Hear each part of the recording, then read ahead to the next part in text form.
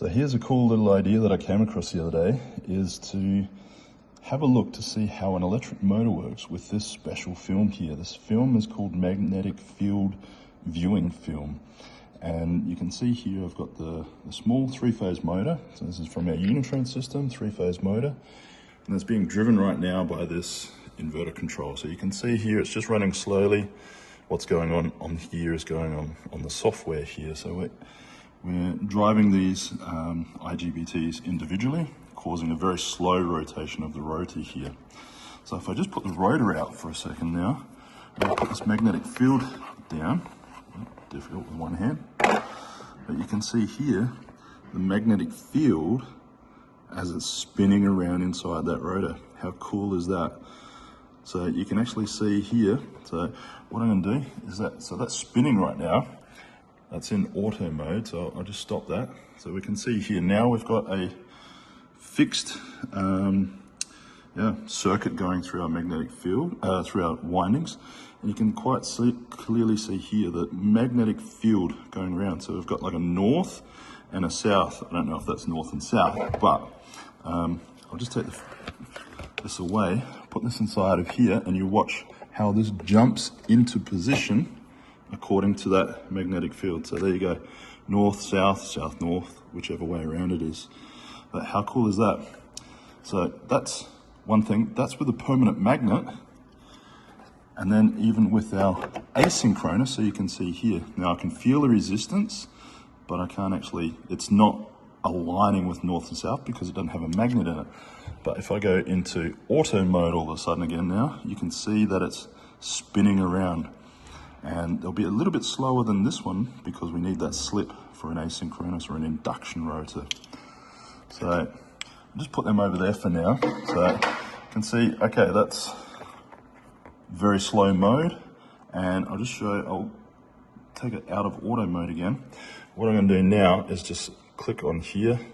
You can see, so I'm going to click, if we have all three at the bottom, we're not going to have any magnetic field because there's no current flowing through our circuit now.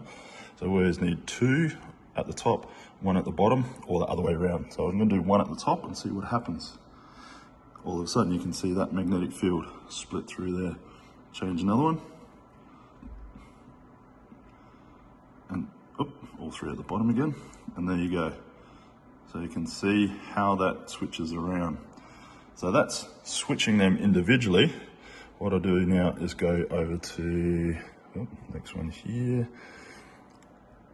at a much faster rate, and we'll see what happens is as I increase the speed. You can see that magnetic field spinning around like crazy, and that's only really slow.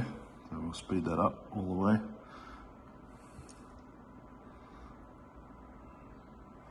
So it's at maximum speed here.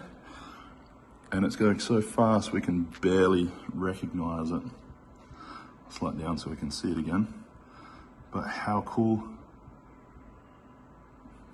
Slow it down even more. And again, there we go. There we can start to see it.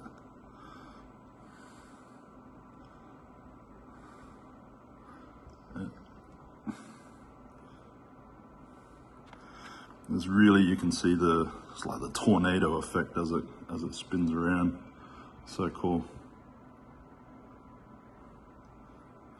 And it says you can barely see them switching, spinning that magnetic field around. And that's again, only at a slow speed.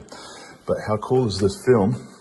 So I'll bring that over here, can have a look, and I can see now the pole of the magnet. You can see the strength of the magnet. So both sides as I spin it around. Obviously then with our induction rotor, there's no magnets in there, it's a self-magnetizing rotor due to the current flowing in the windings. And we can see this motor here out of a Volkswagen, so we can really see if this is induction or if it's permanent magnet. Simply put that on there and no reaction whatsoever. So you can see that's quite clear, a induction rotor.